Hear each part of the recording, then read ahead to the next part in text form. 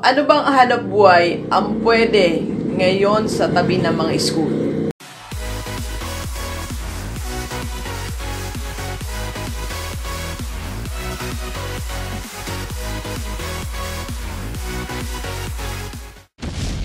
Positive Gigi Livers, this is Dr. Gigi Sunga from I Can Change Project.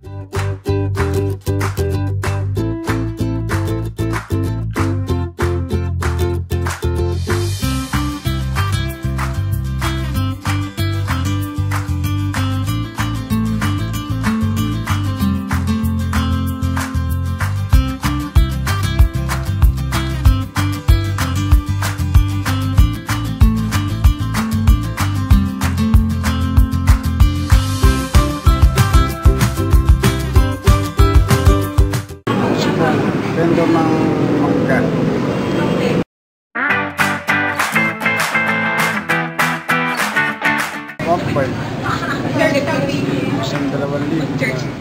Sa lahat na po yun. May mangga pati yung sausawan nyo. Kasama na. Mga gamit.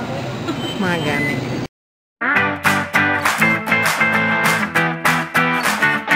Minsan sa Visoria, Pangasinan, wala dito sa pagkaan. Maangkat po kayo.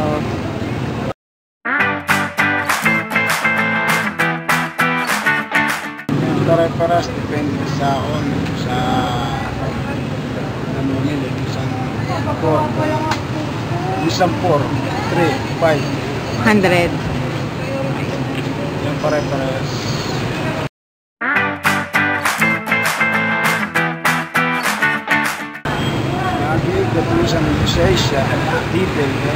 Sa mga schools po, usually. Hindi naman, nagtampay lang ng konti. Basta matao. Kaya nag-break time, tinatapatan ko yung break time. Tapos umilipat na ako, kaya naglalako na ako.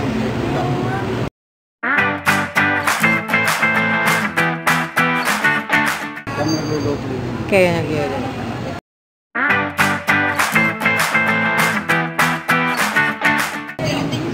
Sabi ko lang, pagluluto ng bagoong matagal para hindi balansa.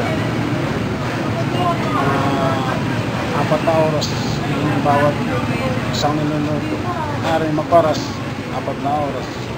Tapos yung matamis, 4 na oras. Parang tatanggal yung lansa. Amen.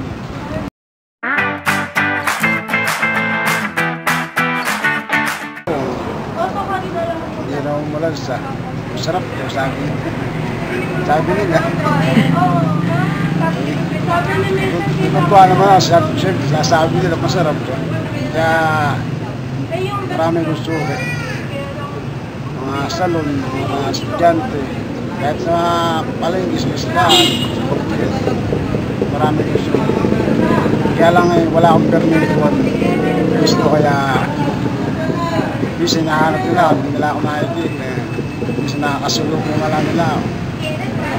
Kaya naka-project natawag nila ako. Thank you very much, Gilibers. Enjoy the rest of the day and let's go, let's go!